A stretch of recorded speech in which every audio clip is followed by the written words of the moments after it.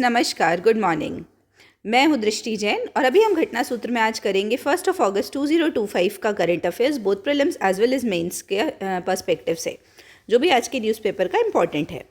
तो सबसे पहले देखते हैं प्रीलिम्स वाले में। उसमें फर्स्ट टॉपिक है station in Ladakh begins research to simulate life on Mars. तो लद्दाख में एक स्टेशन बना है, वहाँ पे वो क्या कर रहे हैं कि मार्स में लाइफ कैसी रहेगी उसको सिमुलेट करना स्टार्ट किया है।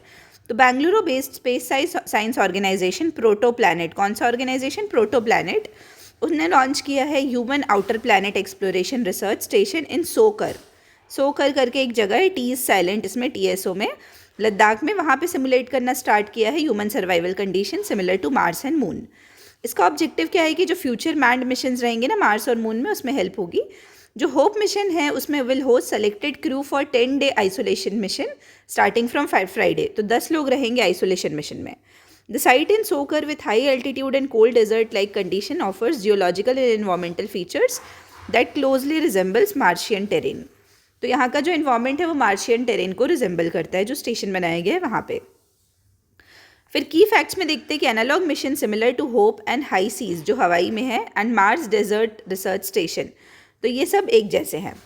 Mars is crucial for understanding planetary evolution, climate change and search for life, तो मार्स का इसलिए इंपॉर्टेंस है। फिर next topic is lieutenant general Pushpendra Singh to take over as army vice chief. तो अभी न्यू आर्मी वाइस चीफ बनने वाले हैं, तो उनका नाम क्या है? Lieutenant general Pushpendra Singh. ये नाम इंपॉर्टेंट है, ये याद रखिएगा, ठीक है। अब इनके बारे में उतना ज़्यादा याद रखना इंपॉर्टेंट नहीं है, सिर्फ नाम इंपॉर्टेंट है। सीधे की फैक्ट्स में आ जाते हैं। तो चीफ ऑफ डिफेंस स्टाफ अभी कौन है? जनरल अनिल चौहान। कौन है?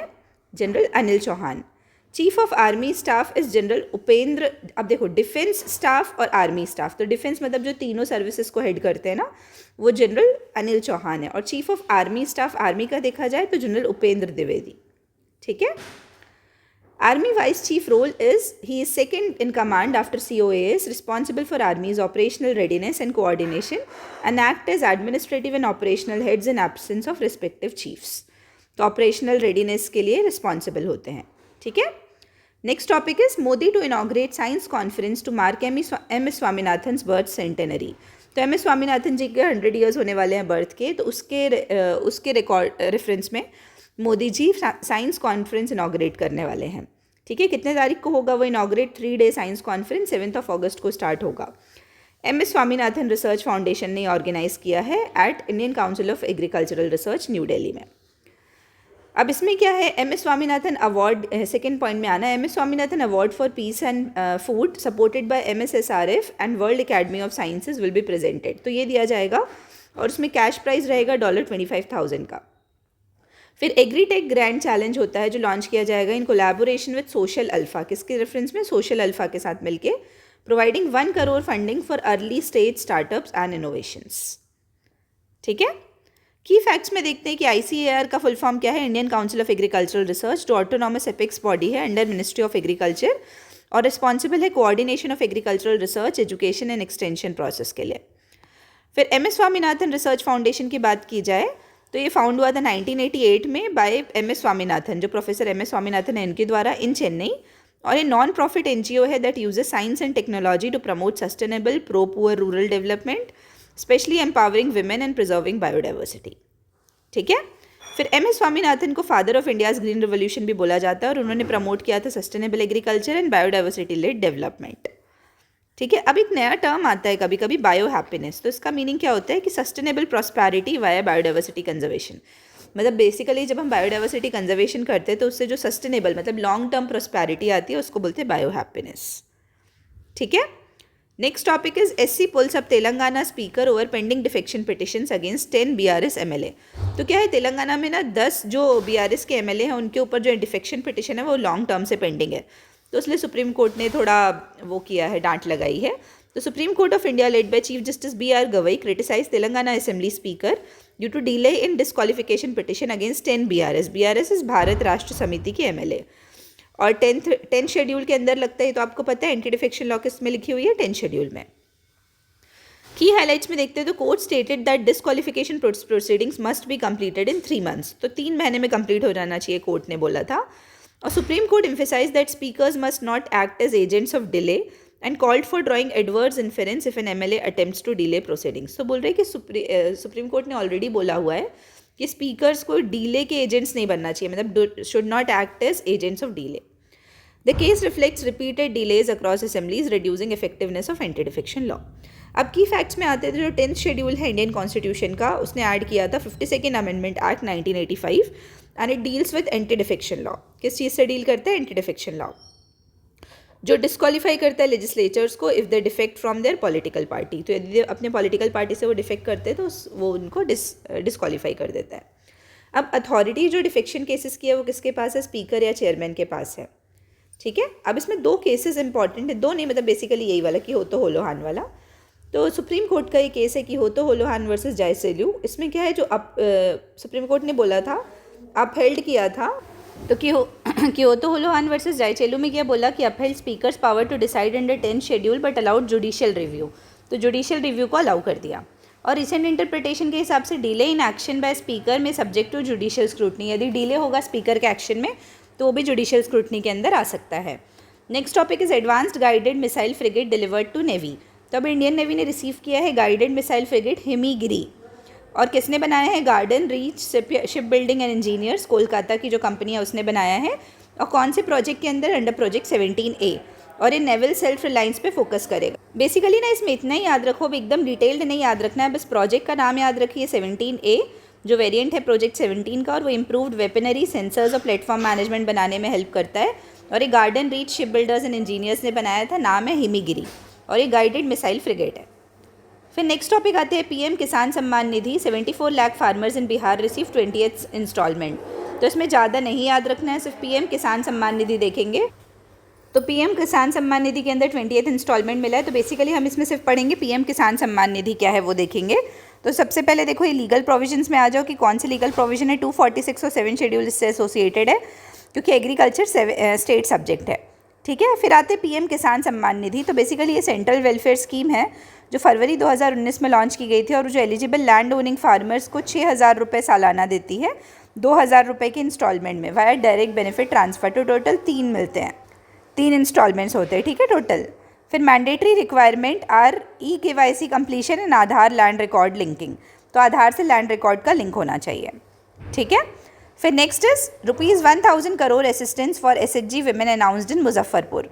तो बिहार चीफ मिनिस्टर नीतीश कुमार जी ने अनाउंस किया है फाइनेंशियल असिस्टेंस ऑफ ₹1,000 करोड़ जो SHGs है उनके लिए। और कहाँ अनाउंसमेंट हुआ है? मुजफ्फरपुर में। और ये एक्सटेंड किया जाएगा अंडर जीविका प्रोग्राम। ठीक है, तो बेसिकली बस इतना याद रखना है किसके लिए है? SHGs के लिए है। अब की फैक्ट्स की बात करें तो जीविका जो बिहार रूरल लाइवलीहुड प्रोजेक्ट है वो बिहार का फ्लैगशिप स्कीम और ये world bank supported women lead poverty alleviation scheme है। इसका जनरली ना अपन मेंस में भी कोट करते हैं जीविका इनिशिएटिव को। फिर सेल्फ हेल्प ग्रुप्स क्या होते हैं? स्मॉल वॉलंटरी ग्रुप्स होते हैं, स्पेशली विमेन होती है, इसमें 10 से 20 मेंबर होते हैं और प्रमोट करती savings, credit and collective action for economic and social empowerment. तो जैसे NRLM में हेल्प करती, जीविका में हेल्प करते हैं। ठीक है। फिर next topic is cabinet approve central sector scheme grant in aid to national cooperative development cooperation. तो कैबिनेट ने अप्रूव किया है जो सेंट्रल सेक्टर स्कीम है ना उसके लिए grants in aid for the national cooperative development corporation. ठीक है, तो इसमें बस ग्रांट अप्रूव किया उतना ही याद रखो। सीधे की फैक्ट्स में आ जाओ। नेशनल कोऑपरेटिव डेवलपमेंट कोऑपरेशन ये बना था एक्ट ऑफ पार्लियामेंट से, मार्च 1963 में बना था। तो बेसिकली ये क्या है? Statutory corporation under ministry of cooperation. ये प्लान करता है, प्रमोट करता है और फाइनेंस करता है कोऑपरेटिव प्रोग्राम्स को। Third point is important, about 94% of Indian farmers are associated with cooperatives in some form. ठीक है, और कोऑपरेटिव सेक्टर कौन सी एक्टिविटीज़ कवर करते हैं? Credit, banking, fertiliser, dairy, marketing, fishing, housing, handloom. ठीक है, फिर आते हैं अपन मेंस के टॉपिक में। तो मेंस में क्या है? Transforming early childhood care and education. तो इसका ना मैंने क्रक्स में लिखा है कि पहले इसमें हमको पढ़ना क्या है तो वो हम देख लेते हैं। तो इसमें हमको NEP के बारे में देखना है। बेसिकली मैं मार्क करते जाती हूँ। NEP के बारे में देखना है, 2020 की जो NEP है उसके बारे में देखना है। फिर migration from anganwadi to government schools, उसमें क्या कैसे हो रहा है, क्या दिक्कतें आ रही है वो देखना है। फिर चैलेंजेस क्या है ये देखना है, और फिर उसके लिए हम क्या वे फॉरवर्ड ले सकते हैं ये देखना है। ठीक है, तो चलो देखते हैं हम सबसे पहले यही वाला आर्टिकल। तो आर्टिकल का नाम है transforming early childhood care and education. तो NEP 2020 ने ट्रिगर किया है major structural reforms in early childhood care and education. तो अब इसमें एक्सपेंशन कैसे हुआ early childhood care and education का, तो यूनिवर्सलाइजेशन हो गया इसका 2030, मतलब बोला है कि NEP 2020 जो है वो उसने बोला है कि हम ECCE को 2030 तक यूनिवर्सलाइज कर देंगे। तो इंट्रोडक्शन हुआ है बाल वाटिका क्लासेस का, मतलब क्लास 1 2 3, फिर ट्रेंड पर्सनल है, रिक्रूटमेंट है, रिसोर्स मोबिलाइजेशन है, और मिनिस्ट्री ऑफ एजुकेशन इसको सपोर्ट कर रही है वाया समग्र शिक्षा अभियान। ठीक है, लेकिन अब क्या हो रहा है, माइग्रेशन हो रहा है बच्चों का आंगनवाड़ी से गवर्नमेंट स्कूल्स में।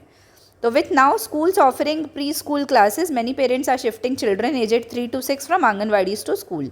तो 3 से 6 साल वाले बच्चों को कहाँ भेज दे रहे हैं, स्कूल। एग्जाम्पल है कि जैसे union territory of Dadra and Nagar Haveli and Daman and Diu prioritized pre school classes in all primary schools. तो एग्जाम्पल है ये Daman and Diu and Dadra and Nagar Haveli का।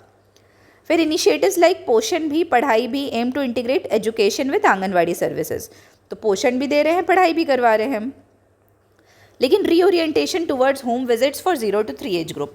तो NEP प्रपोज करता है कि anganwadi focus shift to 0 to 3 year old, मतलब उसके हिसाब से कि आंगनवाड़ी का फोकस 0 से 3 साल तक के लिए शिफ्ट होना चाहिए। रिसर्च ने यह हाईलाइट किया है कि क्रूशियल कॉग्निटिव बेनिफिट्स है अर्ली होम विजिट्स के। और ICDS फ्रेमवर्क की बात करें तो हिस्टोरिकली ओवरलुक किया है 0 से 3 एज ग्रुप को, लेकिन अभी इसलिए क्या हुआ है, जब 3 से आगे वाले को तो कौन कैटर कर रहा है, NEP, तो 0 से 3 में शिफ्ट हो जाना चाहिए आंगनबाड़ी वाले पे फोकस। ठीक है, फिर अब हम और क्या कर सकते हैं, वे फॉरवर्ड में हम क्या क्या स्टेप्स ले सकते हैं। तो हम स्ट्रेंथन करेंगे ECCE कैडर को with better recruitment, training and deployment of skilled ECCE professionals. Clearly define करेंगे रोल्स को स्कूल और आंगनवाड़ी के। मॉनिटर करेंगे माइग्रेशन पैटर्न को ऑफ चिल्ड्रन एंड इंश्योर करेंगे continued access to health and nutrition services.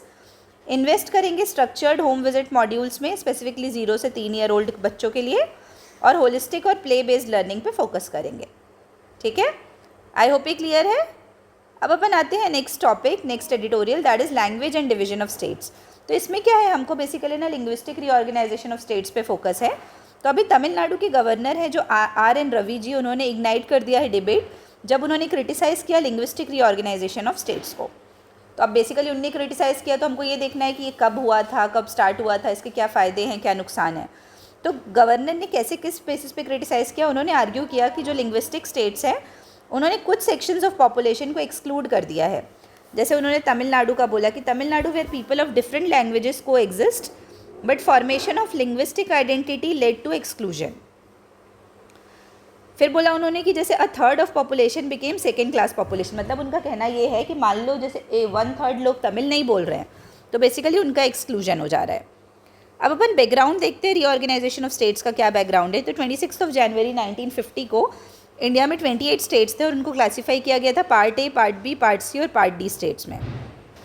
और बेसिकली ये मतलब किसका वो था, किसका इनिशिएटिव था, किसने प्रपोज किया था, तो पोट्टी श्रीरामुलु ने बोला था सेपरेट आंध्र प्रदेश स्टेट के लिए on the basis of linguistic reorganisation.